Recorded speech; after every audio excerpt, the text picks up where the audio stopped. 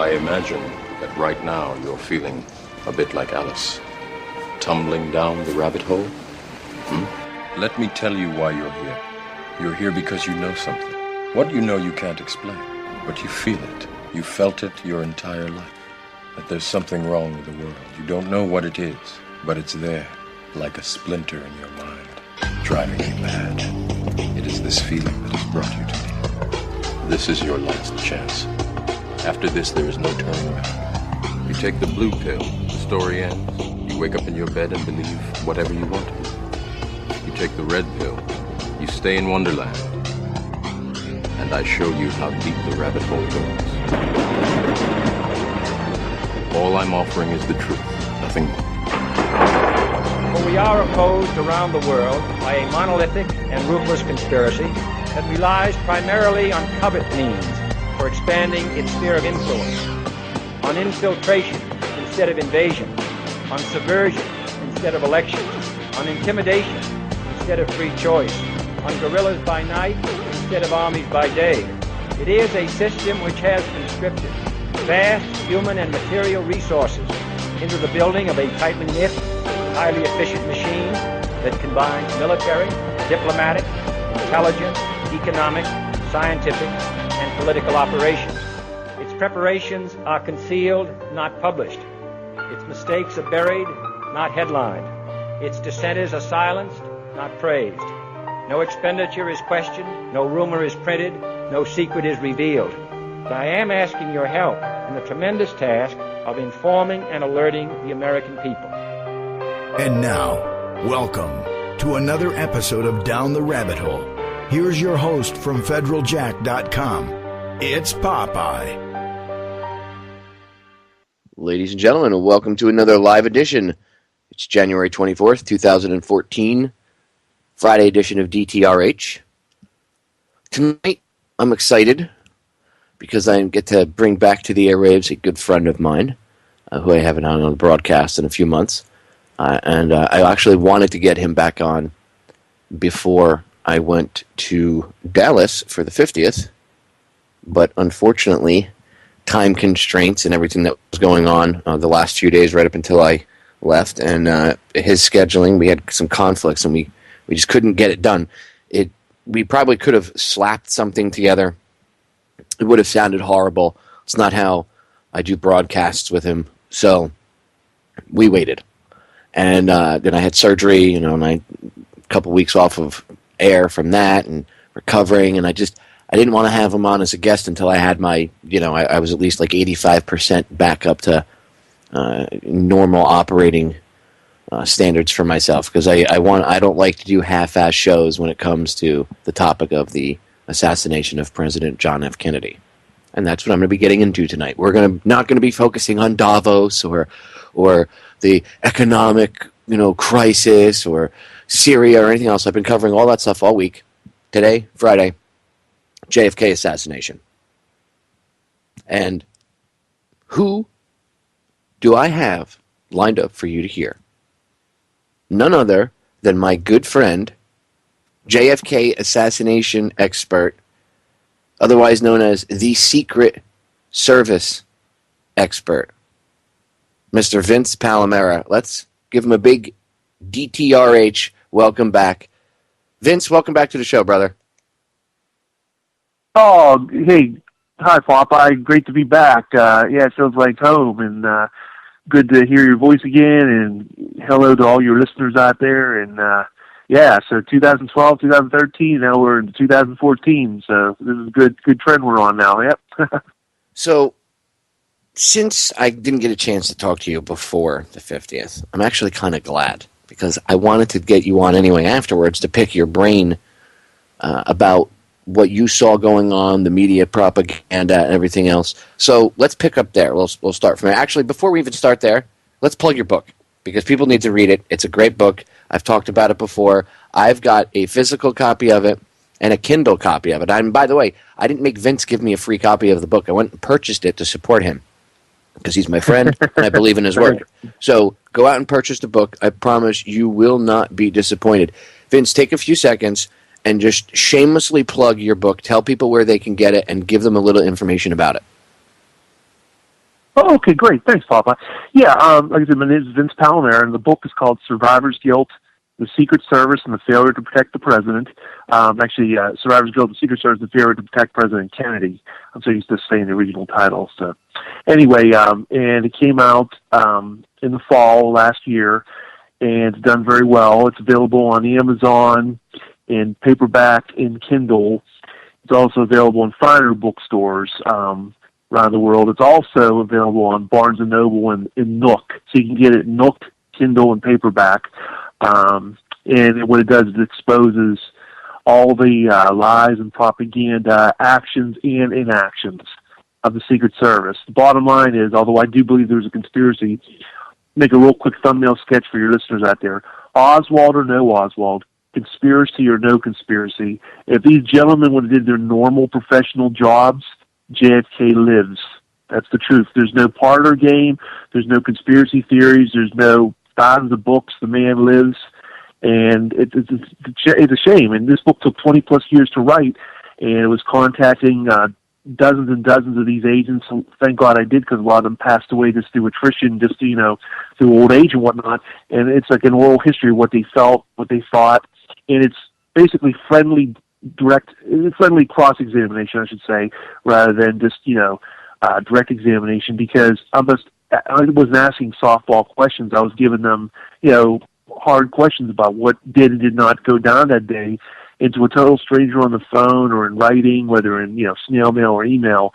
And I amassed all this information. It's also 20-plus years of document searches, films, photos, just everything you think of, and obviously thousands of books and videos, et cetera, and it's the culmination of all those years of work. And I'm years of work, proud of how it came out.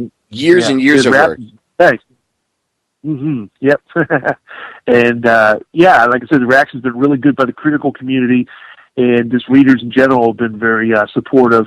And typical, I expected this. The only bad reviews, if you want to call that, are from Gerald Blaine disciples, Gerald Blaine being the former agent and author of the book The Kennedy Detail, which my 22-page letter to his friend Clint Hill spawned his book and indirectly the follow-ups.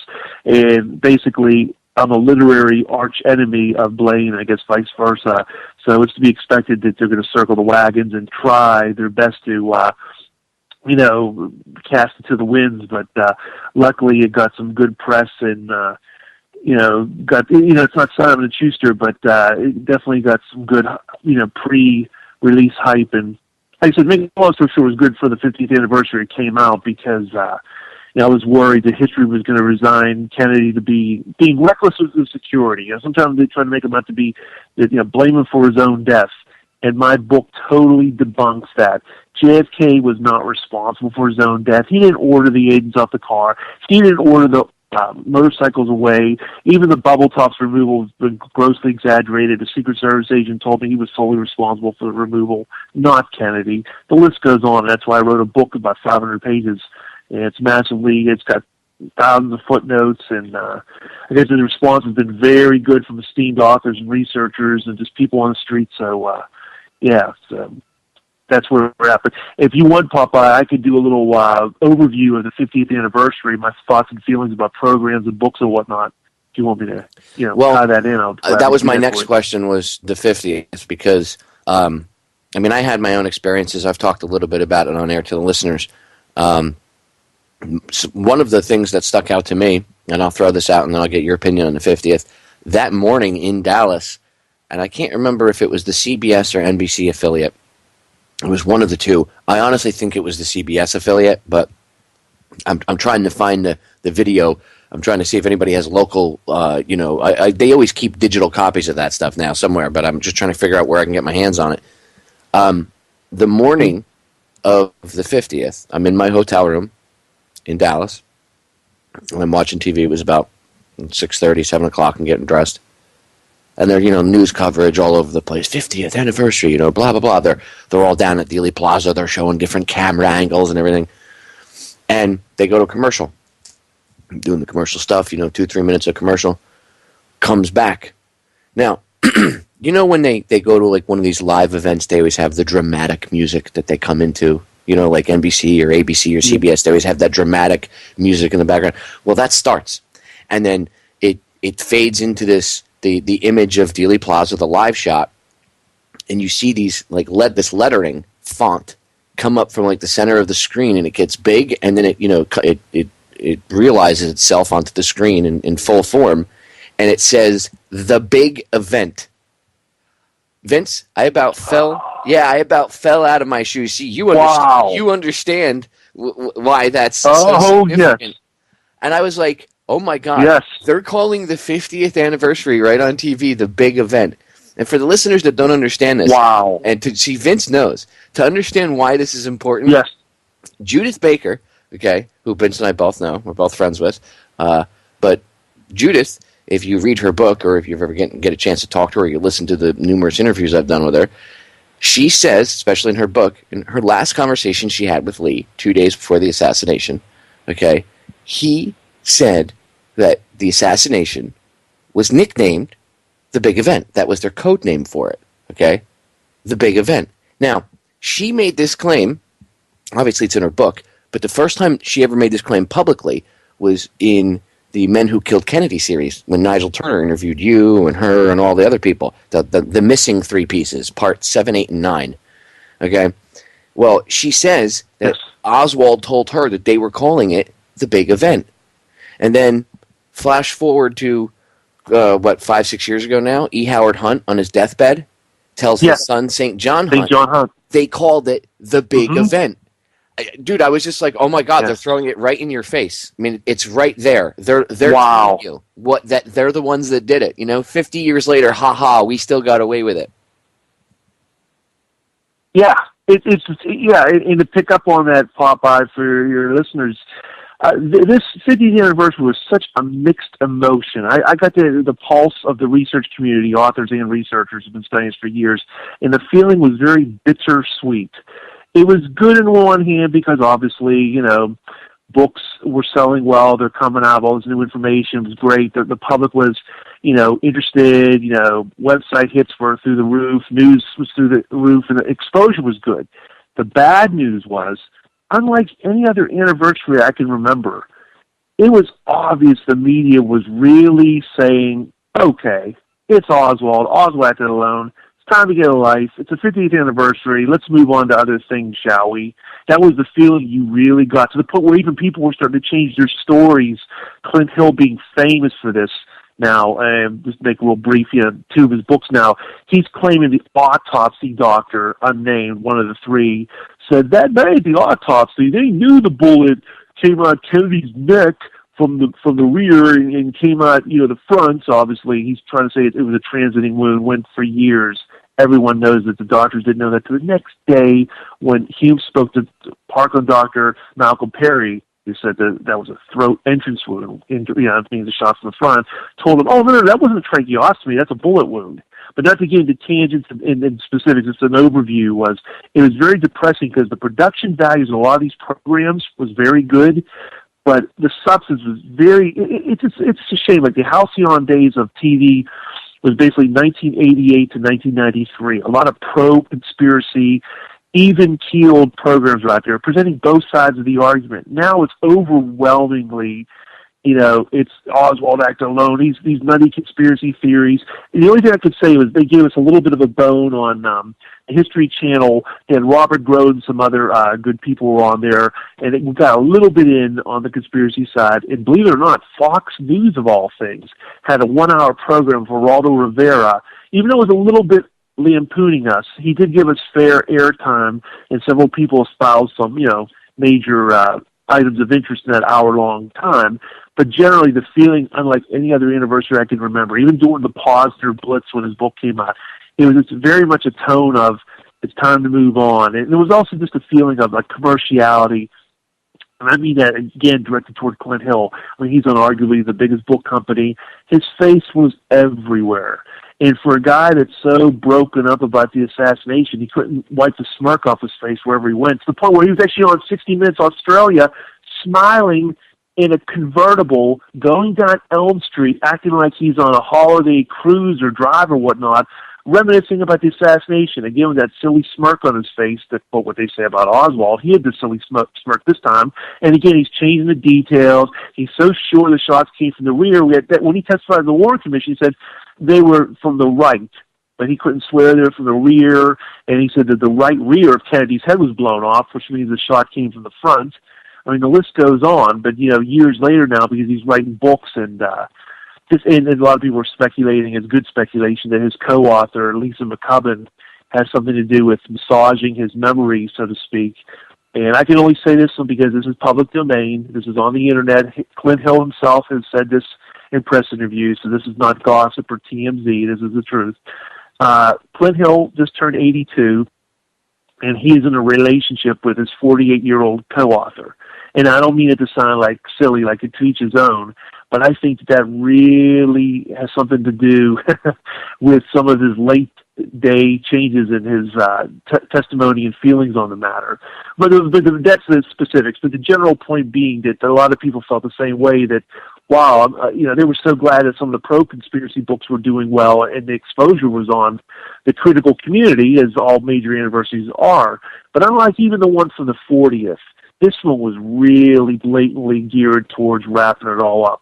Now, luckily, even though some polls out there were trying to say otherwise, one of the major polls came out, and overwhelmingly, Americans believe there was a conspiracy, do not believe Oswald acted alone, aren't buying it, and more importantly, and I don't mean this from a profit standpoint, I mean this from just getting the word out there, they're buying a lot of pro-conspiracy books, and if you see articles and reviews, the general John Q. citizen out there doesn't seem to be fazed too much by the propaganda, but the media is bought and sold. There's no longer any Earl Goldses out there or anybody who's like a inquiring reporter. Almost overwhelmingly, even the media is bought and sold now. There's no longer really anybody. Even Geraldo, years ago, he was a big friend of the conspiracy community, releasing the Zapruder film on his Good Night America show, and even up to the early 90s, still doing pro-conspiracy shows and ridiculing the single bullet theory. He's done a dramatic turnaround with believing Oswald acted alone. I played audio on the anniversary, on the 50th. I did, because I was in Dallas, I did a whole bunch of pre-recorded shows for like a week and a half, and I gave them to the station owner, and he hooked me up because I had no internet connection where I was. So he hooked me up, and every night he made sure that each show that I played, or that I created for each night that week, played in my slot like it was supposed to. And I dedicated the whole week and a half to everything JFK, because it was the Assassination anniversary. It was just inundated with JFK broadcast. And I actually played in one of those episodes, as a piece of evidence, a clip from one of Geraldo's old shows where he was talking about Lee Bowers. Ooh. Yeah. Yes, from 1992 or something, I think it was. Yeah, and it's just disgusting. Yeah. To see how him and O'Reilly too, by the way. O'Reilly was another one. Yes. When he was at Access Hollywood, he didn't buy into the whole lone gunman theory and that Oswald acted alone. Now suddenly he's writing books. Oswald did it. There's no conspiracy, and I'm Bill O'Reilly, and this is the truth. And if you don't believe me, then you're just an idiot. But it's like, what happened? Yeah, and his book is atrocious too. I mean, it has no footnotes, no sources. There's nothing new in it. And I'm not just saying it because it's pro Oswald. There's even some books that are pro Oswald that you at least begrudgingly tip your hat and say, well, I don't agree with the guy, but at least he did his homework to the point where he did some honest research and some original thought. Bill O'Reilly's book is literally, I'm Bill O'Reilly. I know I can make any best-selling. So, killing Jesus, killing Lincoln. Okay, killing Kennedy. He even stole that title from Harrison Livingstone, wrote a book called Killing Kennedy in 1995, but I digress. But the point is, Bill O'Reilly, up to the early 90s, was doing groundbreaking reporting. He spoke to Sylvia Odio, Antonio Viciana. Oh, speaking of which, major event of this past anniversary was Antonio Viciana, one of the leaders of Alpha 66, the anti-Castro Cuban group that was connected with Oswald and obviously was trying to, get back Cuba and whatnot. And the story for years people knew about was that he was adamant that he saw Maurice Bishop, the CIA officer with that name, Maurice Bishop is obviously a fake name, with Oswald. But he would hedge, but he would never come out and come clean and say that Maurice Bishop was David Atlee Phillips Well, this past anniversary, as a favor to Gaten Fonzie's widow, Gaten Fonzie was a House Select Committee investigator who passed away, as a favor to her, finally came clean, is dedicated as yes. Maurice Bishop was David Atlee Phillips. That's huge. And David Atlee Phillips for remuneration of fame. Well, he's a huge David Atlee Phillips. Yeah, he's a huge name in these black ops, in the CIA circles. Yeah. But his name is really also important. Again, one of the last lines, or one of the last things I should say that Oswald Lee said to Judith was, "I want you to remember one name. And this isn't Judith's book. I remember this." And if she were here, she would tell me I was correct. You can go read it in her book if you don't believe me, to the listeners. Lee said to her, "I want you," because he knew he was going to die. He said, "I want you to remember one name. One name. If you forget everything else I've ever told you over the course of time, remember one name of one individual. That is the key. He was my handler." You know who that individual was? David Atlee Phillips. Yes. So, and Popeye, the rest about David Atlee Phillips too. David Atlee Phillips, on his deathbed, said that he believes that Kennedy was killed likely by conspiracy of rogue intelligence officers. E. Howard Hunt, on his deathbed, named David Atlee Phillips as one of the key players in the assassination. And then David Atlee Phillips wrote a book, and then he found it after his death. And basically, in the book, it says that Oswald used the same plan that we had used to try to get Castro. I don't know why he tried to do that and use that same plan, but it was the plan we have, basically paraphrasing. But this is explosive because for years, it was so tantalizing and so close. Obviously, the good news was that Oswald was just this guy, Maurice Bishop, he was a CIA officer. But, even if it was low-level, high-level, you never connected to David Atlee Phillips conclusively because, again, Antonio Viciano, all these years, so keep in mind, there was an assassination attempt on Antonio Viciano. He escaped with his life. They shot at his head and everything. He was in hiding for years and years and years. No remuneration, no fame. The guy's literally in the twilight of his life. He only did this as a favor to Gaten Fonzie's widow because Gaten was passed on. He figured he's nearing his time. It's time to come clean. It was a simple, short letter. And again, he says that Maurice Bishop was indeed David Atlee Phillips. That is huge. Other than Jefferson Morley of the Washington Post, I guess, okay, that's technically one that is on our corner, although he's been kind of excommunicated from, the mainstream media.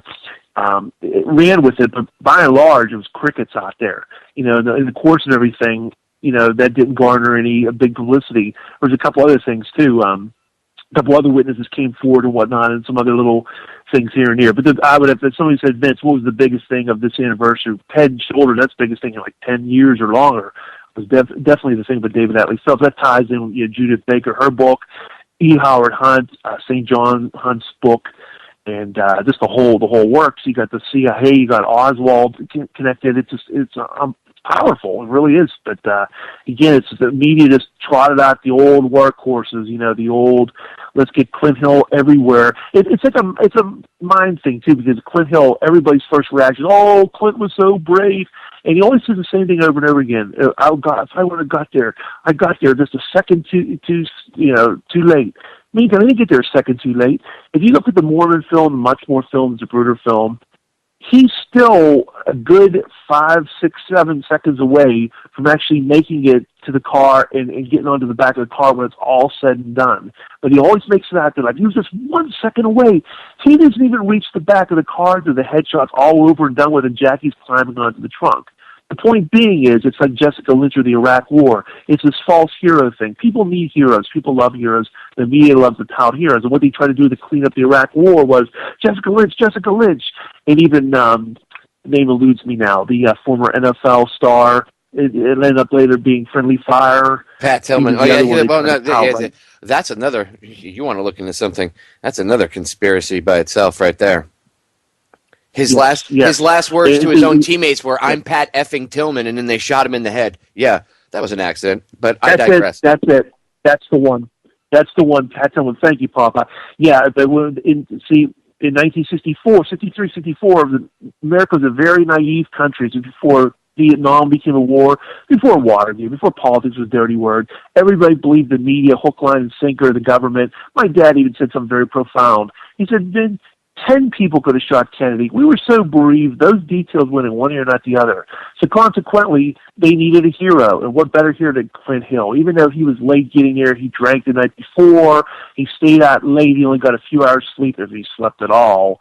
And he didn't do anything. I mean, in World War II, men weren't awarded the Silver Stars for trying. It's you succeeded or you failed. He didn't do it. He failed. Jackie got in and out of the car of her own volition. But the point is, not to get down and dirty here, but the bottom line is, it was a smokescreen. Because what it did, it got everybody's eye off the ball. No one looked at the Secret Service pretty much after that, for all intents and purposes. They're the good guys. Hey, the good guys. They were trying. They were there. Oh, the epitome of bravery. He tried to do his job. Meantime, these guys swore an oath to protect the president. That's their job. They're there. They're not there as hood ornaments on the fob car or on the presidential limousine. That's their whole life's blood, is to protect the president, the leader of the free world. Shots ring out. There was plenty of time. You saw the video of the Reagan assassination attempt. All they had was their agile minds and fleetness of foot. And he had a souped-up car, Bill Greer did. He could have hit the gas, and it's a whole different story, at least swerve the car. And as far as Clint Hill goes, they should have been on or near the back of the car. JFK had nothing to do with that. But even giving them all that, you didn't need an Olympic runner to run that far. It was only 11.2 miles per hour. They were only 5 feet behind. There was plenty of time to get there before the fatal headshot. There was a late reaction, and it was compounded by Emory Roberts, the shift leader in the follow-up car, ordering the men not to move when the shooting began. I'm going to pause this right there because the break is sneaking up on us, but that's a real important point. In fact, we'll pick it up right there when we get back. Ladies and gentlemen, do not go anywhere. Stay tuned. You don't want to miss the rest of this broadcast. We are back, ladies and gentlemen. Let's get right back into it where we left off. So when Vince and I left off, we were discussing the Secret Service. We were discussing the assassination. We were in Dealey Plaza. We were discussing the, yes, there was a stand down, but if you look at it, let's put the conspiracy angle aside for a sec, because that's a point I brought up to Vince off air. Let's look at it just from, okay, they were derelict in their duties, right? They're making Clint Hill Superman when the night before this guy was at one of Jack Ruby's clubs. Another connection, but I guess it's just a coincidence that Ruby shot Oswald a few days later, right? Okay, coincidence. But they're all a bunch of them are at one of Ruby's clubs drinking the night before, and then the next day they're slow to react to the assassination of the one person they're supposed to keep safe. I mean, it's they have one job. It's not like they have 50 jobs. They have one. Keep him from being killed. That's their job. And they failed. And yet this guy is a hero. Now, compare that and look at today's standards. This is what we're talking about off air. Look what happened, was it a year ago or a year and a half ago, when those Secret Service agents, Obama was going on a trip? 2012. Yeah. 2012, Cartagena, Colombia. Yep. Yeah, and they got drunk, and the media made a huge big deal out of it, and they got some hookers. They did what a lot of government and military people do when they're in foreign countries, by the way, okay? A lot of civilians do that stuff in foreign countries. Well, when in Rome, do as the Romans do. Anyway, they were doing what has been going on. Obviously, in the past, it's happened too. But yet, in the past, this guy was partying with girls and drinking the night before, and he's a hero, and the guy on his watch died. These guys are just put out there, and they were crucified in the media, and nothing happened to their guy that they were protecting. But they got in trouble for and some guys got fired over that too. Yeah, right. And Papa, here's the thing: Cartagena, Colombia. These were just advanced agents. These weren't literally like the Presidential Protective Division used to be called, the White House Detail. Obama was nowhere in sight, and he wasn't even there yet. And yet heads rolled. It was a huge international scandal. Several agents were fired, were humiliated publicly. Their names were out for the whole world to see. Ironically, one of the agents fired was David Cheney, the son of JFK-era agent George Cheney. The irony is rich. It was 9 agents involved. 9 agents were drinking the night before Kennedy was killed. The exact number. Clint Hill goes on CNN. It's the exact quote here. There's no tolerance at all for this. No room for any behavior in the Secret Service. There's no loose chain. You're on the clock from the time you leave until the time you return home. He said the same thing on C-SPAN to Brian Lamb, his outrage and disgust. Meantime, no one, even lone nutters, don't dispute it. It's a matter of historical record. It's right there in the Warren Commission volumes. Everyone knows about it. It's even in my book. I even have reporters who were even there who saw it for their own eyes. These guys were drunk, drinking at the Fort Worth Press Club and the Cellar. They were staying out late. They had to report for duty at 8 a.m. Some of them didn't get back to the hotel till 5 a.m. They were giggling, talking about how firemen were guarding the president over at the Hotel Texas. Jack Ruby used to come over Friday night and steal Pat Kirkwood, the Cellar owner's girls, meaning the strippers, for his shows and whatnot. The point being is, back then, it's the same as true now. Drinking while in travel status is grounds for removal from the service. There's even an excerpt from the Secret Service manual in the Volume 18 of the Warren Commission volumes. Right there, again, drinking while in travel status is grounds for removal from the Secret Service. Chief Riley to the Warren Commission told him, well, this was a violation, but I didn't want to stigmatize them in front of their family and whatnot. And the whole thing was blown over. The whole thing was blown because, again, it was a very, very naive country back then before the Vietnam War kicked in, Watergate, and inquiring minds of the press and public.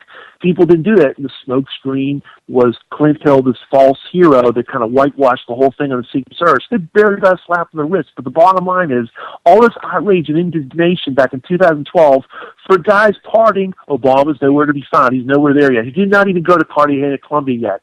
Kennedy is in Fort Worth. He's in Fort Worth less than, I don't know how many hours before he's murdered. These guys are there to protect him. They're not drinking. No heads are rolling. In fact, Clint Hill gets promoted. He gets the biggest award for the Secret Service, and he gets promoted to assistant director later. Before that, he becomes a special agent in charge during the later LBJ years. 9 agents, 4 in the follow-up car. Not only Clint Hill, but Jack Reddy, the closest agent to JFK, Paul Landis, and Glenn Bennett of the PRS section, who was on the trip, which I devote a whole chapter 2 to. He was there to monitor threats. The bottom line, it's just what it is no one, again, it's frustrating. It took little old, I always call myself little old amateur me, a guy with a day job who did this, years ago and just a labor of love. I work for a living. I'm not there raking in the money like that Clint Hill, who literally, there's no exaggeration for effect. He has literally made millions off his books. And not to digress, because it's all free enterprise, hallelujah, whatever. But he has, if you include Blaine's book that he wrote the foreword to, he contributed to, and he did the book tour with, he's basically had 3 books now. Every one of his books has sold well into the hundreds of thousands, times the price of the book, and there you go. He also got movie rights, and I'm hearing conflicting stories whether this movie's really coming out or not, but supposedly was postponed for this year. There's going to be a movie based on Blaine's book, and part of it's going to have a cheesy actor playing JFK who turns around and says, quote, "Get those goddamn agents off my car." It's repulsive. But again, a naive publicist would go, "Hey, pass the popcorn. Hey, I guess that old Kennedy had it coming, huh?" Clint Hill tells us that, hey, he didn't want him on the car. Sounds good to me. All right, he gets Secret Service in the clear. That Kennedy, that rat think he had he had a rendezvous with death, and he's the one who ordered him off the car. Listeners, it's total bunk. If I could say one of my biggest discoveries is, it's a landslide of truth, I say in chapter 1 of my book. President Kennedy was a very nice man, never interfered with the actions of the Secret Service, and did not award him out the car. It's a landslide. It comes from the brass of the Secret Service. Guys, years before Blaine's book or Hill's books were even thoughts. Those guys were in retirement, drinking it up, and they were forgotten. And these guys were all telling me, a total stranger on the phone, independent of each other, like they were reading cue cards. They would always tell me the same thing. "Oh, President Kennedy was a very nice man. Never interfered with our actions at all." "Oh, no, that's baloney. He never ordered us off the car." But what happened was, when I sent my infamous letter from listening to previous broadcasts, when I sent my 22-page letter to Clint Hill in the summer of 2005, all hell broke loose. Because that's the point where Gerald Blaine realized, because Gerald Blaine's been a friend of Clint Hill since the late 50s. They served together in the Denver field office. He was quoting from my letter to Clint Hill. That was a personal letter to Clint Hill only. But he was quoting from it when he spoke to me the next day on the phone. I was just, oh my God, he must have faxed it or emailed it or something to him. What the heck's going on? I didn't think anything of it until later on that year, and I found out he's working on a book. What? This guy was fly fishing in Colorado, totally retired, and no compunction to write a book whatsoever. And I realized, oh my God. And when his book came out, Gerald Blaine's book, I realized, wow, This was obviously written in a very defensive, derisive tone. Some of the pages are directed towards me. And that's basically what he did. They threw it back on Kennedy. They changed their tune and said, "Oh, Kennedy, no, he ordered us off the car." And a famous quote from Blaine's book was, "We didn't understand why Kennedy was so reckless, disgusting." But these guys are out there on the book tour, and people are lapping it up that are naive, and that's why I had to come out with my book. My book is the antidote to Blaine and Hill. So just remember that. And here's an even bigger question. Did they come out before or after with these stories? And I'll pose this question to you, and you can answer it. But I already know. Yeah, it's more for the listeners. But did they come out before or after Jackie died? After Jackie died. Exactly. You don't see them coming out before she died going, "He was reckless. He ordered us off the car. Told us he didn't, always interfering and blah, blah, blah, blah, blah." You wouldn't have heard them come out and say that when she was alive, because I'm sure Mrs. Onassis would have come to her late husband's defense. She loved him, okay? Jack was the love of her life. Doesn't matter if she married Aristotle Onassis later on. She loved Jack. And I'm going to tell you what, if she had heard that, she would have come to his defense. And she did. Popeye has a good setup. I quote in my book. Now, keep in mind, the woman's dead, and it's hearsay from a good friend of hers. But it's quoted in my book. She said that she laments. This first part's multiple sources have confirmed this, even a former agent, that she was very angry at Bill Greer for slowing down the car, and if only Greer would have hit the gas. She even said that he might as well have been Maud Shaw, the little kid's nanny, that he was so terrible. But she also said, if only the Secret Service would have stationed agents on the back bumpers of the car. Now, if good old Jack ordered him off the car, why is she saying that? Why is Dave Powers, arguably JFK's best friend, telling me in a letter, "Oh, President Kennedy never ordered the agents off the car"? Why is Helen O'Donnell, the daughter of JFK's chief of staff, also a very good friend of O'Donnell, very good friend of Powers and JFK, Kenny O'Donnell, telling me, based on not only her memory, but her father's numerous audio tapes, that there's no truth to JFK ever ordering off the car? That's backed up by my memory and my father's audio tapes. I even went even further than that. Wesleyan University holds the Manchester papers, the William Manchester of Death of a President fame, all his raw notes and transcripts. I got the Kenny O'Donnell papers, lengthy, and I was a little nervous. I said, you know what, wow, if he comes out in these papers and says something different, I got to rethink things, because I talked to all these agents and a few White House aides, but he's the big enchilada. If he says something different, I have to become clean and say, let's throw a monkey wrench in things. Guess what, folks? He says nothing whatsoever about Kennedy ordering him off the car, anything. He goes into explicit detail about preparations for the trip, what did and did not occur. Nothing. It's like about 30 pages of detailed transcripts. It's like verbatim quotes and quotes marks, nothing whatsoever. So that just confirms what Helen told me. And the bottom line is this: the buck stops with the Secret Service. Harry Truman, that famous saying, the buck stops here. Well, Harry Truman came out, President Truman said, the Secret Service is the only boss the President of the United States really has. Ironically, Lyndon Johnson, before he left the White House, said the same thing, quoting Harry Truman. Okay, Associated Press article less than a week before the Dallas tragedy of November 22nd, 1963, said the Secret Service by law could order the president, to do things so that they're in command. Only the Secret Service can order the president, not the other way around. The list goes on. Again, I details in my chapter. It's very easy to fall in the trap of, hey, he's the president. He would order these little underneath Secret Service around. No, that's dead wrong. By law, the Secret Service is, again, the quote, and I got it extensively documented. Chief Rao even said to the Warren Commission under oath, no president will tell the Secret Service what they can or cannot do. So they couldn't keep their story straight. Right after the assassination, a few reports were released, and they tried to blame Kennedy. If you read the reports, they're lame as heck. They tried to say something that happened back in 1961.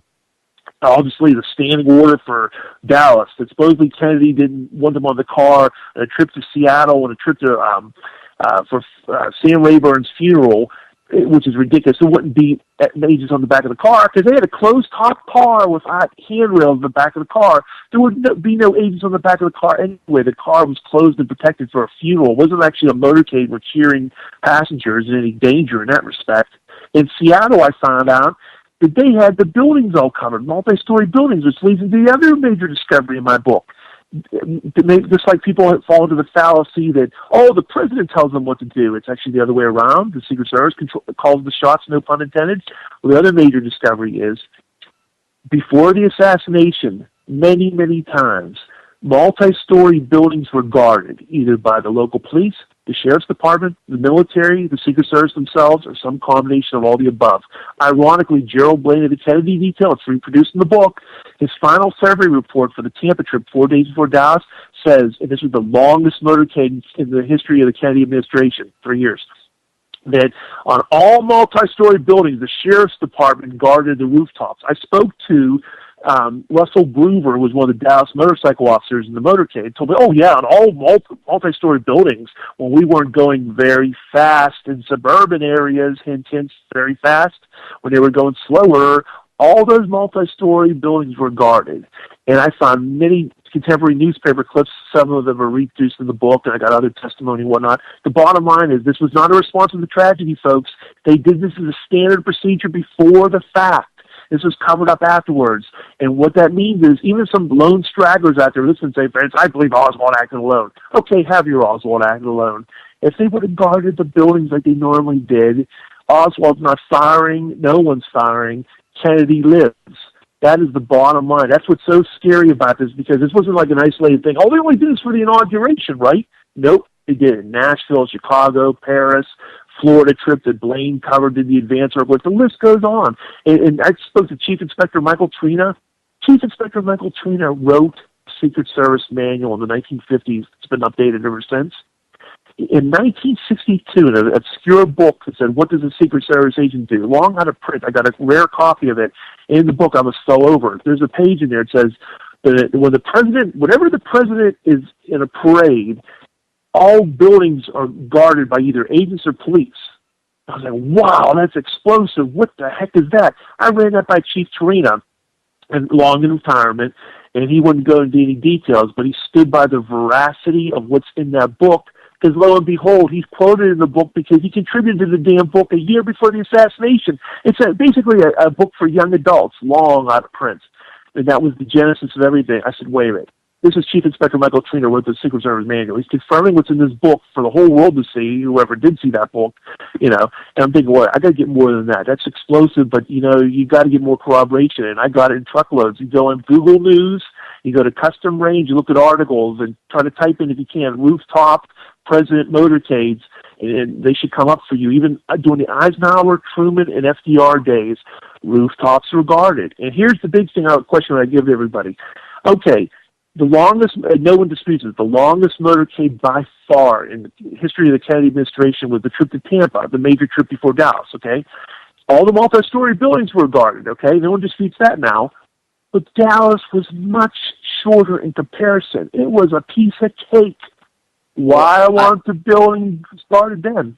I have a piece of audio that backs you up, and I actually played this the last time you were on.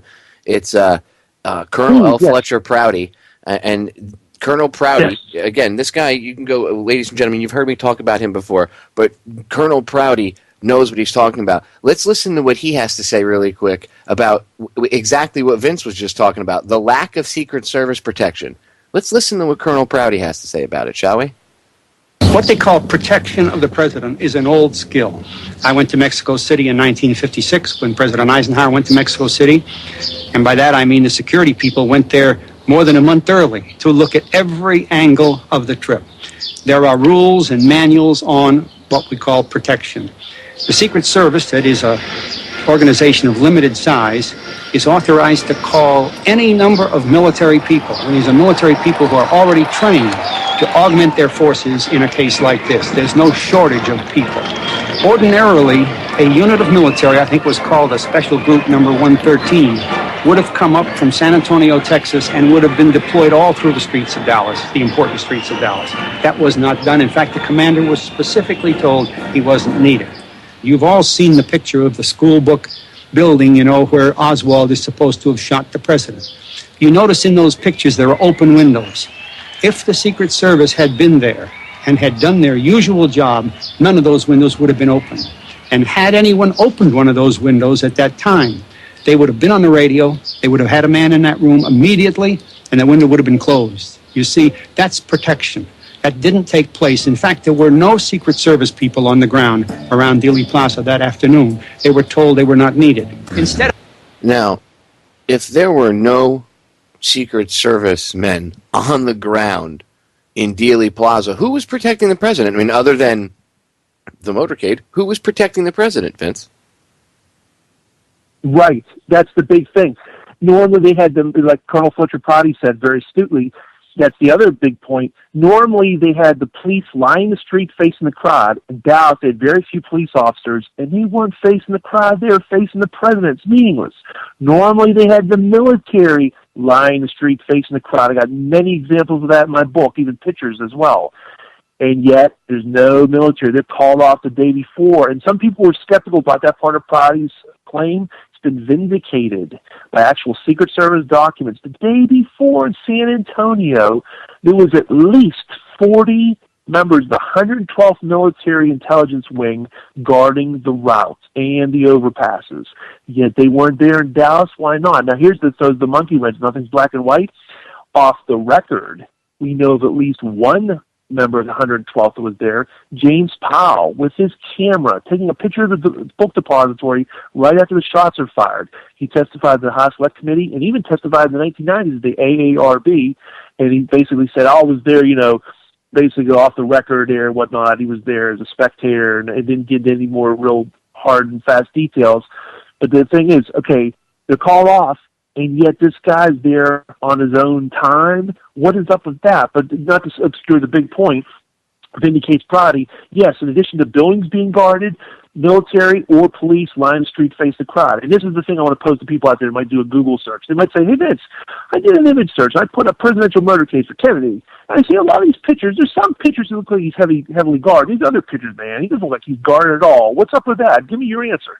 Here's my answer. You can't go by a still photo and say, oh, that's it. Okay, that's the end of the ball game. You got to keep in mind, security is both overt and covert. Again, in the photographer's viewpoint, they're not going to be aiming their cameras up at the rooftops, for God's sake. Again, this is based on the documentary record, it's based on testimony, it's based on newspaper articles in black and white, reproduced in my book for the whole world to see.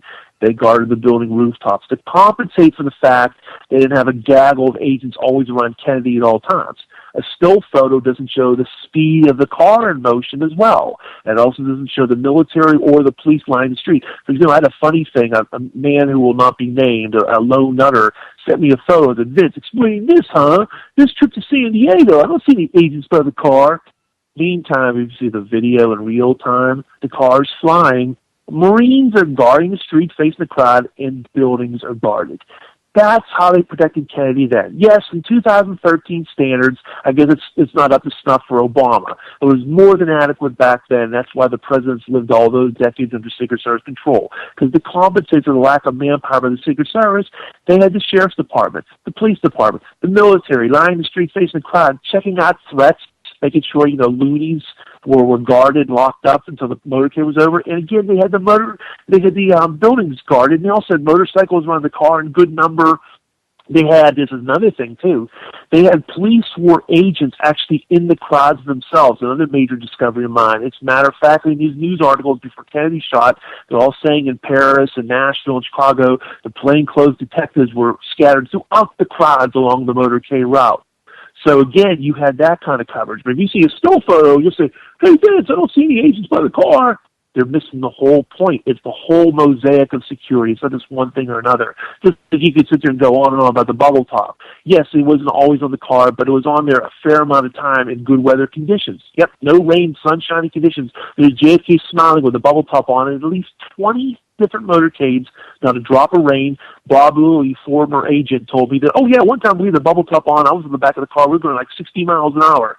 Turned out that was a trip to Puerto Rico, him and, ironically, Roy Tellerman, riding on the back of the car, 60 miles an hour in beautiful, no-rain conditions with the bubble top on.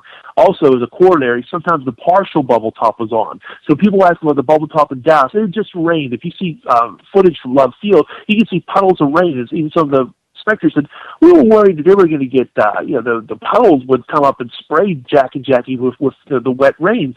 They could have the partial bubble, which means the front and back pieces are on, but the middle piece is open, so some semblance of air, openness, and protection. And again, the bubble top, what that would have done is it wasn't bulletproof in the traditional sense.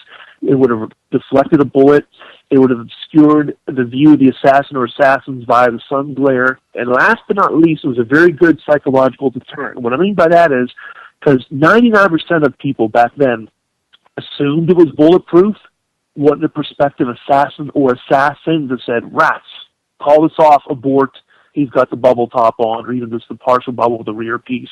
So again, it's a whole mosaic of things. It's the amount of officers by the car, agents on or near the rear of the car, JFK, nothing to do with that, buildings guarded, police guarding the line of march, including being in the crowds themselves. And get this now, this is a standard protocol that was canceled at the last minute for Dallas. Lo and behold, Dallas.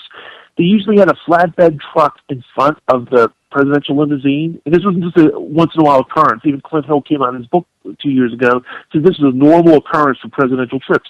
They had a flatbed truck for press, still and motion photographers. It was canceled at the last minute for Dallas. We wouldn't need Abraham Zapruder. We have had professional still motion photographers of the highest quality, as well as the eyewitnesses of the photographers themselves. Sometimes they even had a television live feed, as they did when they went to Chicago and San Diego. You could have saw the motorcade live from in front of JFK's limousine. Yep, it happened many times. It's outrageous. But see, what it is people do those. There's so many fallacies. They say, Vince, you can't look from 2014 glasses and look backwards.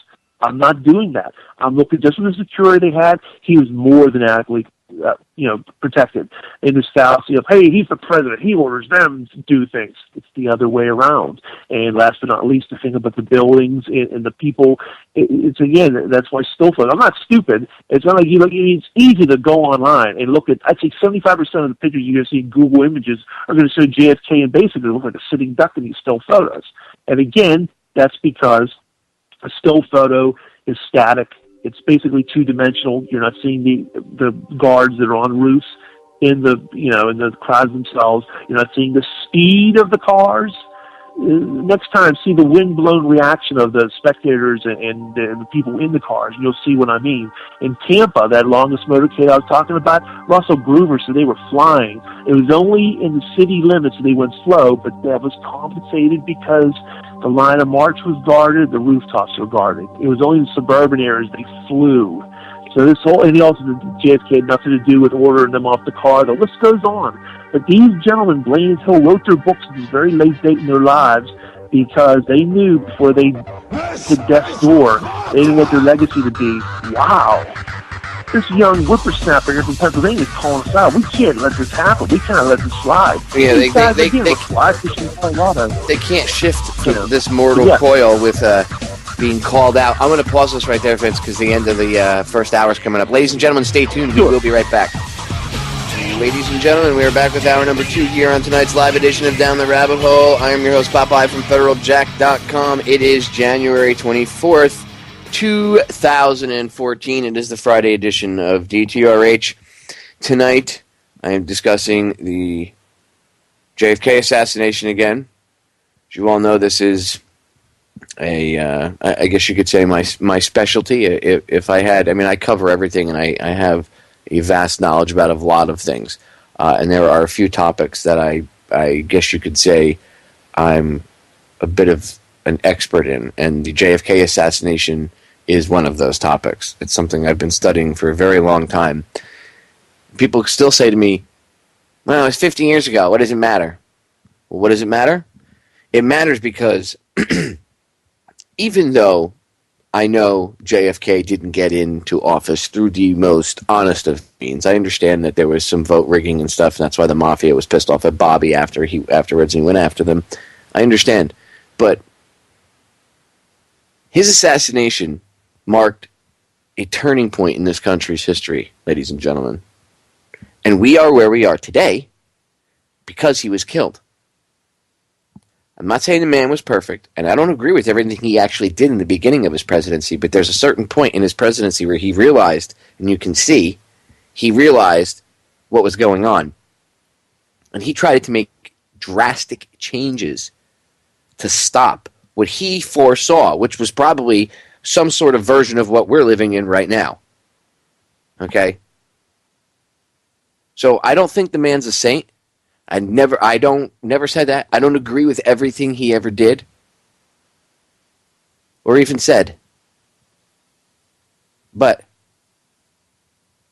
they killed him. He was our president. They killed him. It was a coup d'etat. And ever since, nobody's ever stood up to the powers that shouldn't be, that pull the strings behind the presidencies of all these countries. Have you ever seen any other president stand up to them? Nope. And then anytime anybody tries to get in to buck that system, they use character assassination now. Back then, they just assassinated people. The same group of individuals in the 60s killed Jack Kennedy, Martin Luther King Jr., and Bobby Kennedy. And Malcolm X, too. Amongst, a litany of other, witnesses. This stuff's important to talk about. It was a turning point in our history. And for you to understand many of the things that are going on today, you have to understand what was going on back then.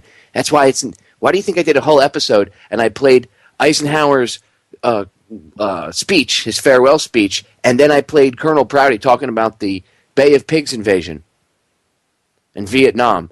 So you could understand that era, so you could get an understanding of how the CIA was doing things, black operations, because guess what, ladies and gentlemen? History is repeating itself 50 frigging years later.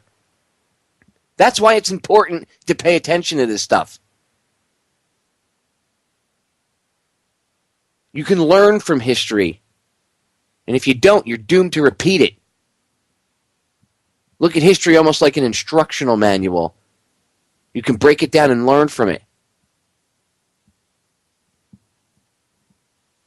This stuff's important. Blowing it off and saying it's not important, other things, blah, blah, blah. You won't even have an understanding of what's going on unless you can go back and look at this whole situation 50 years ago and understand the climate that led to it. Well, things are different in technology. No. There's certain basic premises that are the very foundation of it, and they are there. You need to pay attention to it. It's important. One of the most important things that we could focus on. And that's why, until my dying breath, or until we actually at least get names out there and get a general, most of the public already agrees, but until I'm satisfied that I've done my duty, which will be upon my last breath, my last gasp of air on this planet, I will be speaking about this subject. Just to let everybody know. So, getting back into it, bringing my guest back up, my good buddy Vince Palamara. Ladies and gentlemen, he is an expert in the Secret Service. You got to get his book, Survivor's Guilt. I'm going to have him plug it in a second. And just in case anybody wants to know, where did Vince, where have I heard his name? Besides on Popeye Show or maybe other interviews he's done, where have I heard it? I know I've heard that name. The Men Who Killed Kennedy series. 9-part series done by Nigel Turner. You're told by the History Channel, and if you find it on Netflix, it's only a 6-part series. It's actually a 9-part series. 7, 8, and 9. I actually have them for download. If you go to the go to federaljack.com, go to the download section. In the download section, there's a JFK archive. They're in there. You can download them and you can watch them on your computer, burn them onto a DVD or whatever, and watch them anytime you want. And they're on high quality. Parts 7, 8, and 9. Vince was in 7, which was the Smoking Guns, and where and this was back in the 90s when late 90s or early 2000s when Nigel interviewed him. And then their information was so powerful, these last 3 pieces, they ended up getting the entire series removed from the History Channel, and Nigel Turner has unfortunately faded into obscurity, and I think he got threats. I remember, because I've asked different people that were interviewed by Nigel I've interviewed many same people he has over the years, and whenever I bring it up, they they say that they think he was threatened, or I know at least one person that told me that they know that he was threatened. So anyway, I digress.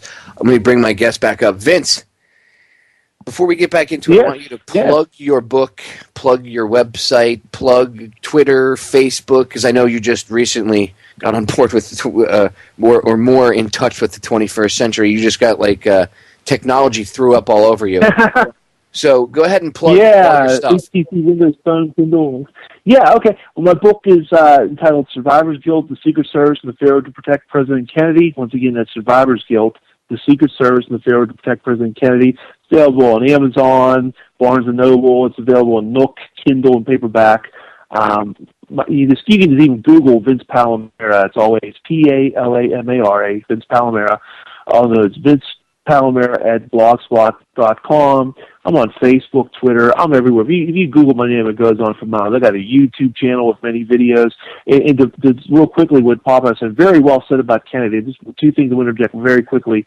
Kennedy was the last president who could not be bought or sold because he was a very rich man from a very rich family. He donated all his salary to charity. He was a good man at heart. Yes, he might have fooled around on Jackie, and yes, he wasn't perfect. He made mistakes, but he learned from those mistakes. He had a good heart. He had our best interest at heart. And, if anything else, one of the big things you could say to people is, what's the relevance today besides the fact we wouldn't have had Vietnam and some of the other scandals and whatnot? We would not have had the disillusionment with government and politics. But also, big thing is, he saved us from World War III. His resolution of the Cuban Missile Crisis was the closest we ever came before since the nuclear annihilation. He saved us from that. My parents were only married a couple months at that point. I never would have been born. Many people never would even walk the earth. So it's not maudlin or overblown to actually say he literally saved us from World War III. So think about that for a moment. Real quickly, just another thing to interject real quick about the History Channel I was on. Yeah, here's the thing. My episode was shown 4 times. The other ones were shown either 4 or 5 times. I got this straight from the History Channel itself. 2 customer service reps who told me it was the biggest ratings in the history of the History Channel up to that time. We're talking from basically the late 80s to the early millennium, up to 2003, 2004. Okay, the DVD sold 50,000 plus copies at $20 a pop. It was the biggest selling DVD. Why was it called off? Why did they bury it? Because it created a big hubbub with Part 9 about LBJ did it. Barb McClellan, who was Scott McClellan, George W. Bush's press secretary's father, came out with his book saying LBJ had something to do with it. Now we know about Roger Stone's book. But that created such a brouhaha. Former President Carter, then living former President Ford, member of the Warren Commission, Lady Bird Johnson was still alive, Jack Valenti, Bill Moyers, etc., got together and squelched it. They said, hey, you got to bury us. We don't want this. And they not only did they give part of 7, 8, 9, but they even buried parts 1 through 6. The initial agreement was 1 through 6 could still be shown, just not 7, 8, and 9. And then lo and behold, they got rid of those too. So there you have it. And I can speak, and this leads us right into what we were saying off mic here, Papa. I could tell your listeners if you want to about what happened to me and former agent Abraham Bolden. You want me to go into that now? Oh yeah, go. You might as well. I mean, it just goes to it goes to show the people that don't understand and might not think that might not take this seriously. That there really is a lot to this. I mean, you guys, the stuff that a lot of the people that were interviewed even went through. People's families were threatened and stuff after 7, 8, and 9 came out. Again, people want to watch them. Go over to the JFK download section on federaljack.com. I have all of them there, but you can download 7, 8, and 9 if you've never seen them. You can find them on YouTube too. I've uploaded them to multiple different YouTube channels, and then people, because I just love how the internet and freedom works, people rip them and upload them to theirs. That's the way information gets spread. That's the way it should get spread. Watch the 3 episodes. And I have the audio. I haven't gotten a chance to even go through it yet from the 50th conference that I went to with Judith.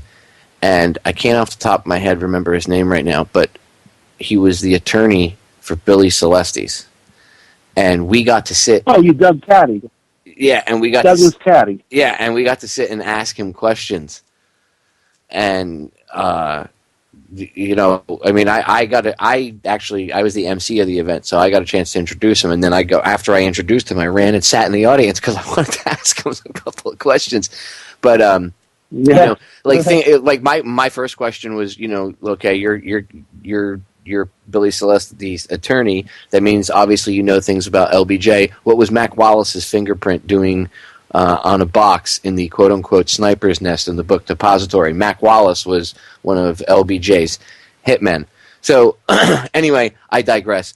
I'll have to get that audio and play it. I have to go through all that stuff. Yes. But there's a lot of interesting characters out there, and there are still a lot of people left alive that history just kind of, you know, they glazed over and the younger generations don't know about. But these people are gems of information, and they're still out there. So to the researchers and listeners that listen to my radio show, because I have a lot of radio show hosts that listen and researchers that listen, go hunt these people down and interview them while they're still alive.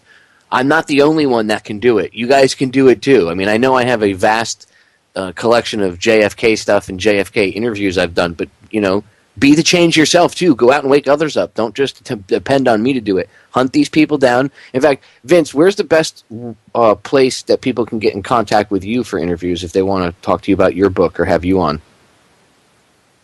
You mean as far as email or like whatever you're the most comfortable you're with giving out that they can contact you. You have Facebook. I mean, you're pretty public there if you want. Oh, yeah. Well, yeah, my Facebook is open. You can go to Vince Palamara on my Facebook. My email is vincebethel@yahoo.com. That's vincebethel@yahoo.com. BETHEL. It's on my blog. It's everywhere. So trust me, if you just Google my name, it all comes up there, and you'll see the contact information there. Feel free to send me any kind of message. That's fine. Yeah, no problem at all there. So even my YouTube channel, where I got hundreds of videos, whatnot, you know, I demonstrate some things. That's on there as well. You also see bootleg versions of the Men Who Killed Kennedy on YouTube as well. I don't think they're quite as complete as the ones you have, Popeye. But yeah, Doug Caddy. Hey, another thing I recommend to people is John Simpkin from the UK. John Simpkin's Education Forum. It's probably the best news group online. It's free from all the trolls and silliness and name calling, and it's really moderated good, and it's alive and hopping, really doing good. Even right now as we speak, there's a lot of people on there and a lot of responsible people, including Doug Caddy, who you mentioned on there frequently, and I've corresponded with him several times. But if you want to, I can tell everybody what happened with MSNBC and Abraham Bolden and I. Well, yeah, that segues right into that because, again, yes, you were interviewed, you know, back in the past, and now that's been, you know, suppressed. And then now for the 50th, you guys are supposed to be going on, what was it, MSNBC to be interviewed? I guess you were, oh my God, Vince Palamara wrote a book that didn't go with the official story? Get him off. So what happened? Yes. Yeah, here's what happened. Here's a story on that. Okay, now I got on a North Carolina ABC affiliate via Skype for a few minutes talking about Greer. It's on YouTube. It's on my channel. Did very good job of conveying some things in 3 minutes or so. And then I was credited on a National Geographic show. Big deal to set my name at the end. But all intents and purposes, a couple of news articles. But basically, by and large, the big press went to Clint Hill and people of that ilk. However, for the 50th anniversary, MSNBC was going to have Secret Service agent Abraham Bolden. He's a good guy, and literally on our side. He believes there was a conspiracy and lived it all and came out with a book called Echo and Dealey Plaza, a good friend of mine, too.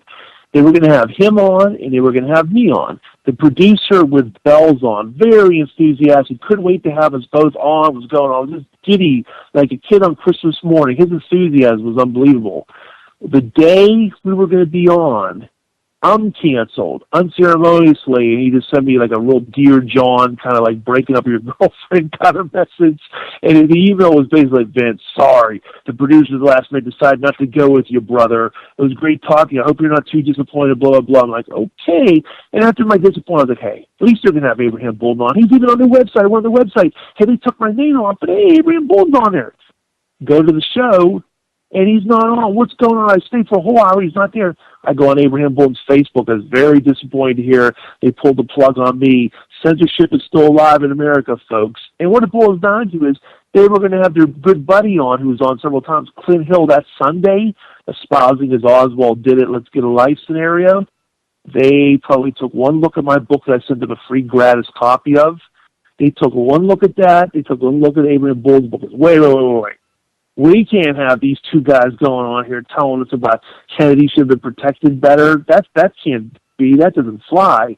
We're going to have this esteemed gentleman Clint Hill on next day talking about Oswald acted alone, and we did all the best we could. We can't have them going on here saying that.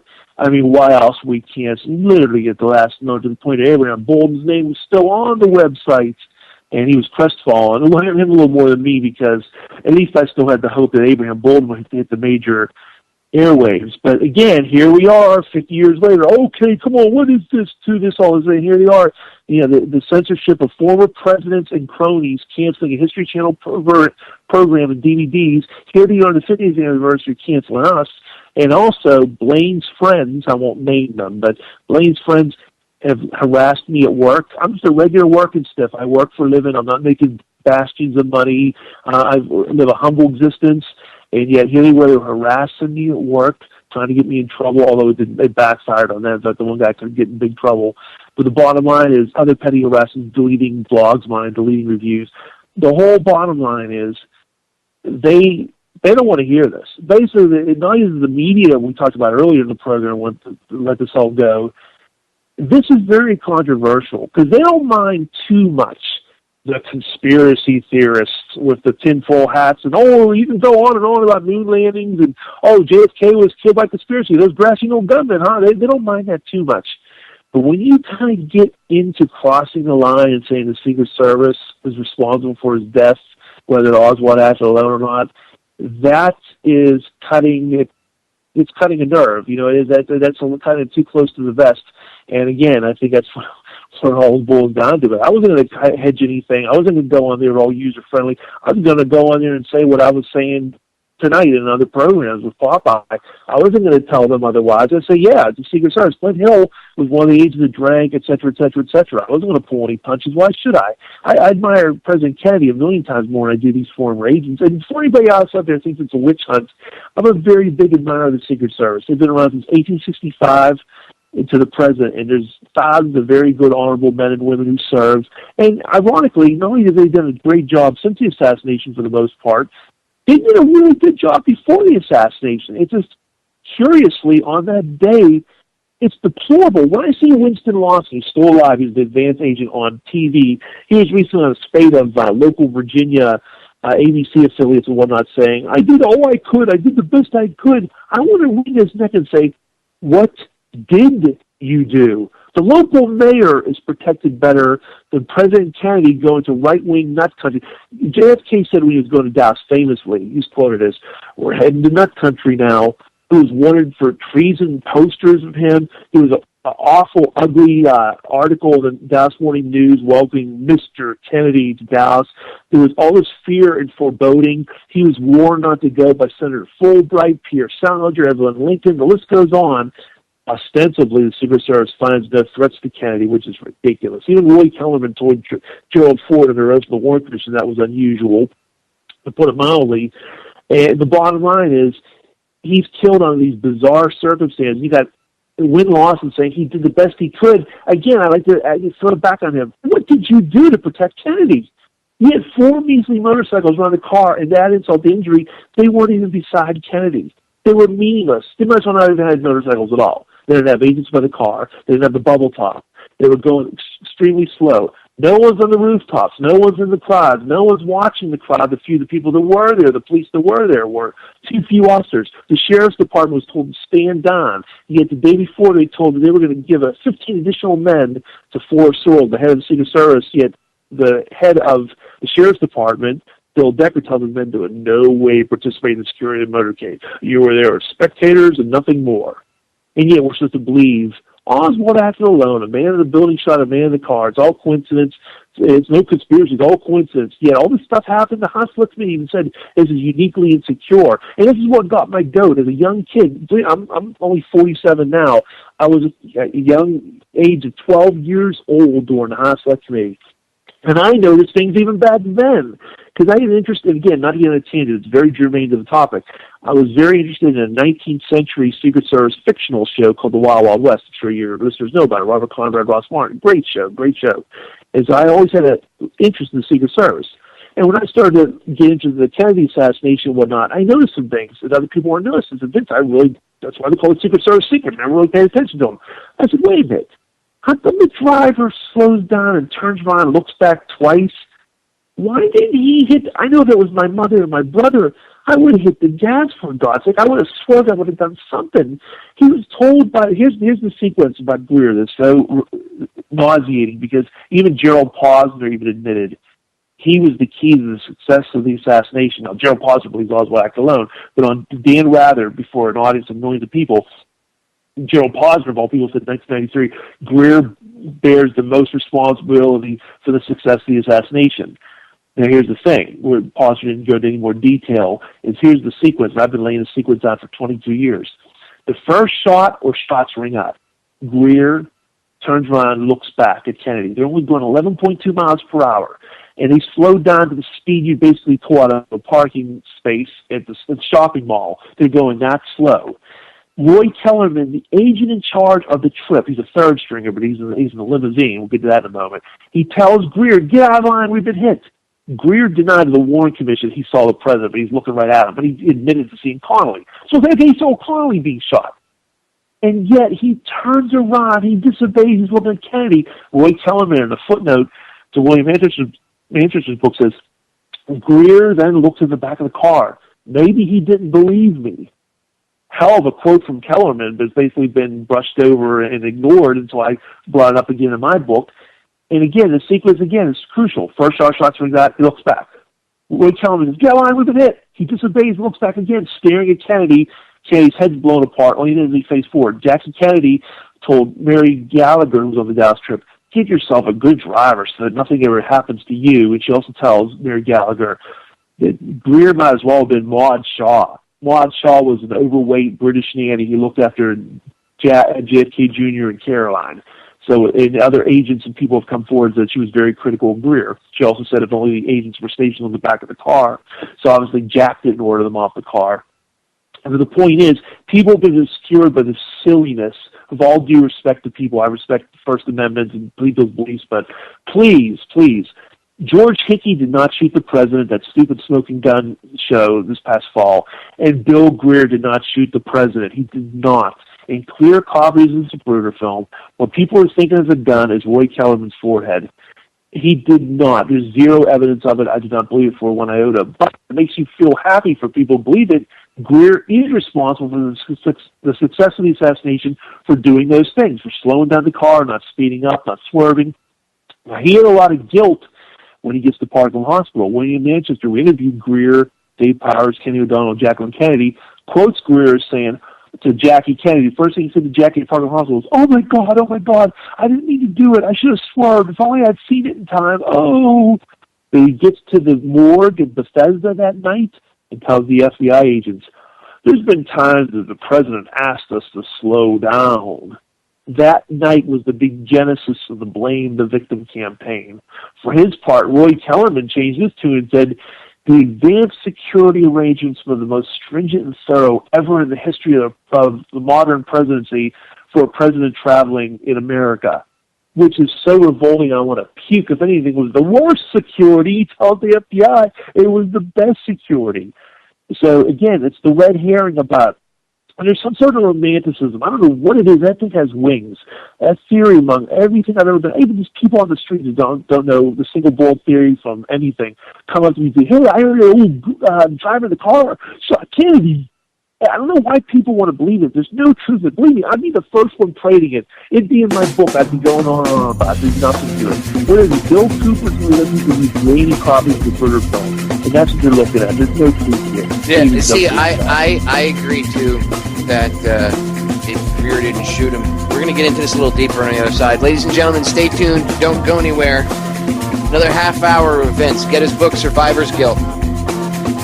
Excellent read. We're right back. We are back, ladies and gentlemen. Final segment.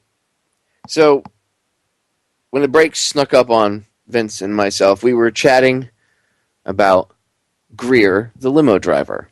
And we were chatting about this is still out there and it has to get brought up because every time I ever have Vince on, at least one person asks in the chat room and someone did earlier, and I promised I would, bring this up. And I'm not bashing anybody for bringing it up. It lets me know that myth or that idea is still pervasive. Greer did not turn around and shoot him in the head. He did turn around and look, and he did slow the limo down. The limo didn't stop, but it slowed to almost a stop, which was just enough to make sure that final assassin got that headshot. The bullet entered his noodle, blew his head off. He realized the president was dead. Cool. I'm good to go. Mission accomplished. I did what I had to do, and on he goes. Okay? That's my feeling about Greer's involvement. I do think that he was involved somehow, and somebody told him to slow the limo down. Maybe he even knew that Kennedy, was going to get whacked. Maybe it was it was to that extent. But I do not think that Greer shot him. And as far as Bill Cooper looking into it, look, Cooper's been dead since 2001. I respect Bill Cooper. Okay, I mention him often on air, when I talk about the choice of right turn, left turn, total tyranny, or enlightenment. I mention Cooper all the time. I have his Mystery Babylon stuff. I listen to his old shows and stuff still. If I'm doing work around the house, I'll throw it on, listen to it again. You always find something new where it makes you remember something, makes you think. But Bill's been dead since 2001. I think between 2001 and now, if he was still alive over the course of the past 13 years, given new information and access to the internet the way we have it now, maybe if he had access to talk to Vince and other people and some of these other researchers in regards to JFK or read some of their books, I think Bill would have changed his mind about Greer being the guy that shot Kennedy and the driver being the assassin. The problem is Bill is lionized because he became a martyr because they killed him. So obviously a lot of the stuff he was talking about, something must have been accurate, right? He must have been on point with something. And because he became a martyr, anybody that understands that Bill Cooper, they usually find Bill Cooper, they usually find out he was a conspiracy theorist and was killed by the government, and then they start to research his stuff. So then that almost just makes everything he said validated, whether or not maybe some of the info that he had at that time when he was saying it was incorrect. One of the things I respected about Bill Cooper was if he felt that he was being misled in things on a subject, he came out. He felt he was being misled about aliens, an alien conspiracy, and he said, yeah, and it doesn't mean he didn't believe that there were UFOs and stuff. He believed that there were such things, but he didn't believe in the alien conspiracy angle that he was pushing for a while because he had realized that it had been fed to him to cover up the real thing, which was this government conspiracy and the Mystery Babylon stuff and all that. Okay? And all these secret societies and all this other stuff. So Bill changed his tune a little bit with that because new information came. So I think if he were still alive in the past 13 years, I think Cooper would have changed his tune about Greer turning around and shooting JFK in the head. That's my rant on it. Vince, what's your take? I agree. Yeah, very well said again, Papa. You're on a roll. You usually are, though. But, hey, make the analogy. David Atlee Phillips didn't shoot Kennedy, but that doesn't take away one iota of his responsibility, his culpability in the whole matter. Hey, I have a whole chapter in my book dedicated to Greer. He's one of my number one suspects as being involved. I actually named 3 agents by name. I have everybody's named in the book as far as negligence, innocent, whatever, but 3 agents. The good news for people out there, he might not have killed Kennedy, but he might as well have, figuratively speaking, by doing what he did do and doing what he did not do by hitting the gas and so forth. And also, this adds even more fodder, fuel for the fire, is that Bill Greer passed away in 1985. He didn't have a daughter. His first wife died. He remarried. Well, he did have one son, Richard, okay? And Richard was fully of age at the time. I spoke to him in 1991 several times. And again, first time I spoke to him was like a lightning rod. It hit me like a ton of bricks, one of the touchstones of my research. This is a little warm-up to, talking on the phone. He's a nice, amiable enough guy. I said, hey, what did your father think of President Kennedy? Just a softball question, nothing behind it, just something to kill some time I can get to the meat and potatoes. He said nothing. It was a deadly pause. Like, okay. And I went to some other things. And I went back to it. So what did your father think of President Kennedy? And this is what he said. Well, we're Methodists and JFK was Catholic. At first I was like, okay. I didn't understand the ramifications of that. I knew that meant something and it wasn't good until I realized and did some research. Bill Greer was born and raised in County Tyrone, Ireland, only come to this country at the age of 19. As we know, for decades, if not generations, the Protestants and the Catholics have been at each other, bloody wars over there, over religious differences. And for his son to tell a total stranger after the deadly pause, no pun intended, we're Methodists and JFK was Catholic, that really throws an ominous tone on what did and did not occur in Dallas. Why didn't he tell a total stranger just a lie? Or, he loved President Kennedy. Kennedy loved him. And, he thought the world of President Kennedy. And yet he says that. Pretty bizarre to put it mildly. And here's where it gets really creepy. Okay, as we know, I think most people even on the streets know this. They know about the mystery deaths. The best-selling book, one of several best-selling books this past year, Hit List by Richard Belzer and David Wayne, about the mystery deaths, all the people who died mysterious deaths from 1963 after the assassination up to basically the 80s. Well, many people don't realize is there's one person that died before the assassination. Yes, before, not after. 1 month before.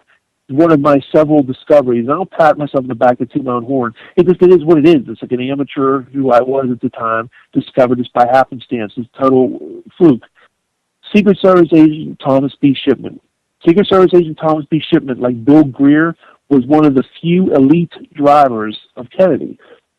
It was Thomas Shipman, Bill Greer, and sometimes Sam Kinney. And Sam Kinney was almost always the driver of the follow-up car. How I came about this discovery was equally as obscure. Just to make a real quick thumbnail sketch for listeners, there's a book, A Million Miles of Presidents.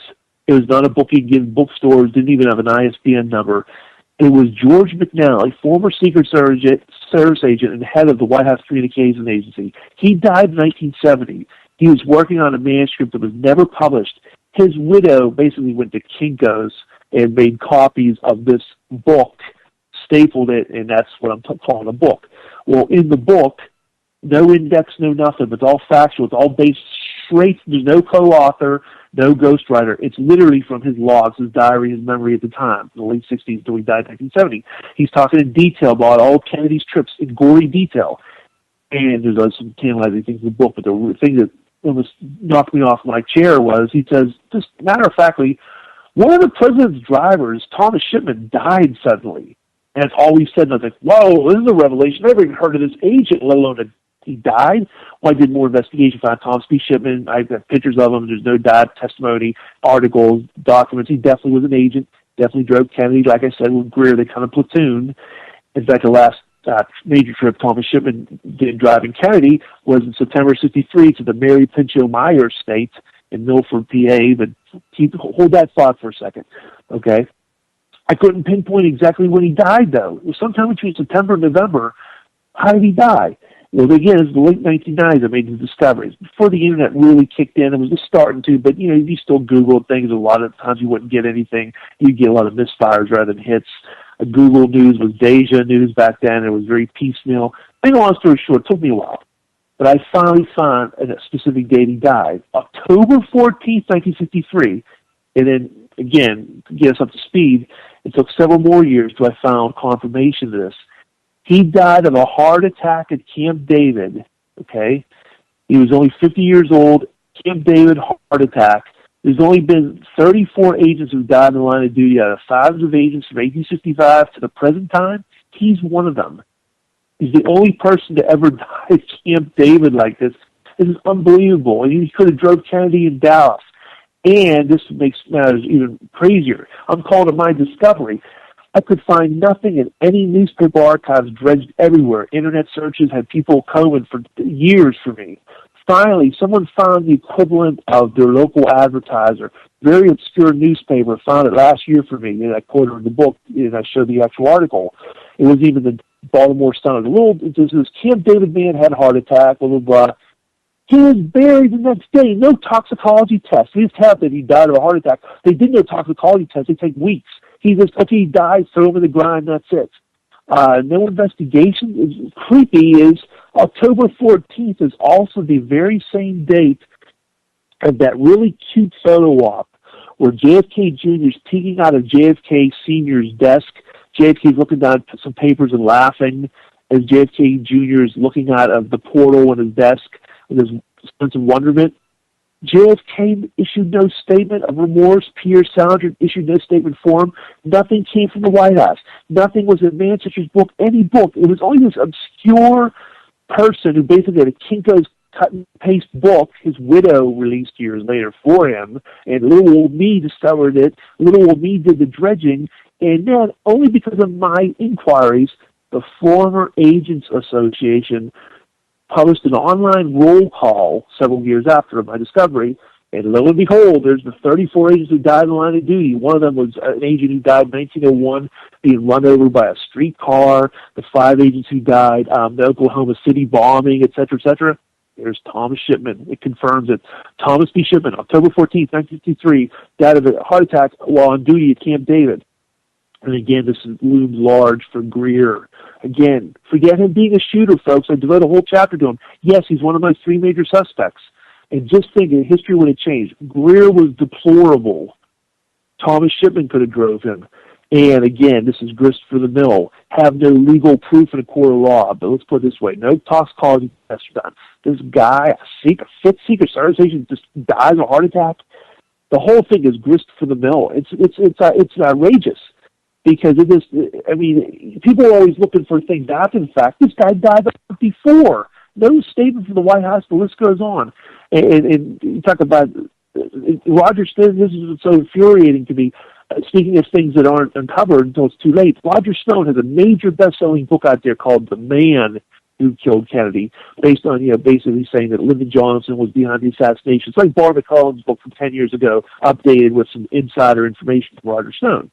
There's one crucial omission in the book, nothing about Emory Roberts. Who's Emory Roberts? Emory Roberts was the agent in charge of the follow-up car. He was the shift leader. He was responsible for the other 7 or 8 agents, basically telling them to move forward, come back to your post, etc. When they leave in left field, this was, again, my discovery in 1991, little old me, that grainy video you see on YouTube of Secret Service stand-down has been there since early 2006. Back in 1991, and I showed in conferences in Washington, D.C. and Dallas, and also 3 years before YouTube, History Channel for millions of people to see. There's me showing the video, much better quality video. You're seeing a WFAA ABC video of them leaving left field, the motorcade. And you see an agent jogging beside the car. That's Emory Roberts, who rises in the seat in the follow-up car and obviously using hand gestures and saying something. The video is silent. The agent next in the car stops, raises his hands not once, not twice, but 3 times in seeming disgust. The agent in the follow-up car, Paul Landis, makes room for him to get in the follow-up car. He doesn't budge. The other people in the car looking at him with serious looks in their faces. Obviously, something is amiss. Now, the reason why I didn't name that agent yet is I found out later on it was Donald Lott. Created a little confusion because for years I thought the agent's name was Henry Ribka. It turned out, I misidentified him. But here's where it really gets rich. I have a photo collage in my book, and I go into detail. Actually, I was right and wrong. Actually, it turned out there was 2 agents that were called left field, not just Donald Lawton, but that Ribka. And what happened was, out of camera range, but in newsreel footage of it, and I have it on my YouTube channel, Henry Ribka, Agent Henry Ribka, was beside the car, was starting to jog with the car. He was relieved by Don Lawton. That's the agent famously recalled by Emory Roberts, the follow-up car. Now, again, you might say, okay, Vince, that's tantalizing. What's that have to do with Roger Stone and LBJ and whatnot? Well, Emory Roberts, he's not done yet. No, he just ordered 2 agents back from the car, and he saw the seeming disgust and protest. They get to Elm Street, the shooting begins. He orders the agents not to move. Sam Kinney, the driver of the follow-up car, told me that. That's exactly right. He ordered them not to move. I think that's the reason why Clint Hill was late, besides the drinking and staying out late the night before. That's why Jack Reddy never budged. The agent who was assigned to JFK never budged, never went anywhere during the whole motorcade, and that's because of Emory Roberts. What happens to Emory Roberts? Does he rise in the Secret Service. The Secret Service is a political agency, folks, They're not Democrats, they're not Republicans. They don't care if they hate the president, like the president, he's Democrat or Republican. They're there to protect them. That's by law. And yet this man, Emory Roberts, while he's still an active Secret Service agent, becomes appointment secretary to Lyndon Johnson. And I got that not only from Sam Kinney, and that's on audio tape, but more important than that, it's on Google News. There's articles, and I reproduced them in my book for the world to see. They talk about George Reedy, who's the press secretary, the Lyndon Johnson staff turnovers. And the press is curious because this Secret Service agent is greeting the Prime Minister of Japan and acting like an appointment secretary, because he was. When he died in 1973 of another heart attack, he was, I guess, mid-50s, okay, but we could say maybe that was legitimate. He died of a heart attack at the age of 56, having never spoken to anybody in official circles, right after he retired, by the way. It says in his obituary he was appointment secretary to Lyndon Johnson. Now, you trying to digest all this? Digest this one. LBJ famously said of Billy Saul Estes, well, I'm sorry, clarification. Lyndon Johnson famously said of Bobby Baker. Bobby Baker was Lyndon Johnson. He called him LBJ Jr., his aide in the Senate. He said, Bobby greets me every morning and says goodbye to me every night. Famous quote? Well, guess what Lyndon Johnson said of Emory Roberts in late 1968. 1968, he was saying goodbye to the Secret Service formally, even though he still had a few more weeks in office. He said, Emory Roberts can't be here tonight, but he greets me every morning and says goodbye to me every night. And if you see famous footage of the day after the assassination where LBJ and Lady Bird are dressed in black and going for the White House, the Executive Office building, there's a gentleman holding an umbrella who shouldn't be holding an umbrella, holding an umbrella over Lyndon Johnson and Lady Bird in the rain. It's none other than Emory Roberts. Now he's a famous news where I actually have still photos on my blog. You can see the disgusted look of a fellow agent, Jerry Kinnett, looking at him. He's supposed to be a hello, holding maybe in case there's an assassin pulling your firearm out or whatnot. That's for staff members to do. A Secret Service agent doesn't carry luggage, doesn't carry umbrellas. He's holding an umbrella over Lyndon Johnson. The poor boy doesn't get any wetness in his hair. Less than 24 hours after his old boss was murdered, and several other authors and witnesses said that Lyndon said Emory Roberts switched allegiances as soon as JFK was shot. He got to the hospital and to his nominal boss, Roy Kellerman, he says, "You stay with Kennedy. I'm going to Johnson." Roberts was solely responsible for them taking over Air Force One. Air Force Two is basically the backup plane that was identical in every communication sense to Air Force One, but he was the ringleader for them taking that over. But again, that's a lot to digest. It's in my book, Survivor's Guilt, and that's bottom line. Roger Stone could kick himself. I said, you should update your the paperback edition of your book. Put in Emory Roberts. You talk about Lyndon Johnson. Here's this guy who was in the motorcade in the car in front of Lyndon Johnson's car, and he benefited big time. Not only did he do some tremendously bizarre, vulgar things to security, lack thereof, for Kennedy, boy, you talk about who benefits. He becomes appointment secretary, and he's all cozy with Lyndon Johnson. More cozy than the other agents. Outrageous. He's one of my other suspects. Bill Greer, Emory Roberts, and the third and final major suspect is Floyd Boring. Floyd Boring was the planner of the Texas trip from the Secret Service standpoint. Yes, he was the ringleader. He wasn't actually there. He is the agent who is responsible for the agents not being on the back of the car. He told the agents, basically the 24 to 48 hour time before they went to Texas, that the president doesn't want you on the back of the car. Now, you might out there in the listening audience say, well, it sounds legit. Well, Floyd Boring saying this. Although you're probably a little suspicious at this point. Well, it turns out not only is that not true, it's definitely true that he told the agents. That part's true. It's not true at all, the substance. There's no truth to that whatsoever. And then when I spoke to Floyd Boring a couple times and also got in correspondence with him, he's telling me, oh, President Kennedy was very congenial. He never interfered with us at all. There's no truth to that whatsoever. And I cannot believe my ears. I got this on tape, I got it in writing. Why is this guy saying this? Does he realize the ramifications? He's admitting it came from him. He's admitting there's no truth to it. My God. So I got Doug Horn of the ARRB to speak to the gentleman in 1996, and he agreed to be taped. First thing Floyd Boring says to him when he opens the doors, hey, I didn't have anything to do with it, and I wasn't there. It's a fucking strange thing to say to a foreign, why would you say something like that? Well, they sit down and he's talking, well, no, the president was just relaying a kind anecdote. He was just being kind. He said, if we weren't going real fast, you guys didn't have to be back there. So it goes from the strict order of Floyd Boring going to the agents, and Clint Hill sure conveys a strict, our inspector calls it a presidential admonition, and Clint Hill saying, yes, yeah, that Floyd Boring told us to, and you followed the strict presidential admonition. Yes, we did. That's why we weren't on the back of the car, although, confusingly, Clint Hill was on the back of the car briefly several times on Main Street. Oh, that's against JFK's wishes. Why is he there? Hint, hint, the whole story's fake and fraud, and JFK had nothing to do with it. But then again, Floyd Boring tells me it's not true, and he tells the ARB a little bit of a backtrack. He says, well, I was just conveying to Clint Hill the president's kindness and consideration. They didn't have to be back there if the car was going very fast. And what makes matters even worse is they were on the back of the car many times when it was going fast. Early in the program, I told you about Bob Lilly. They were going 60 miles an hour. Was it like almost 6 times as fast as on Elm Street?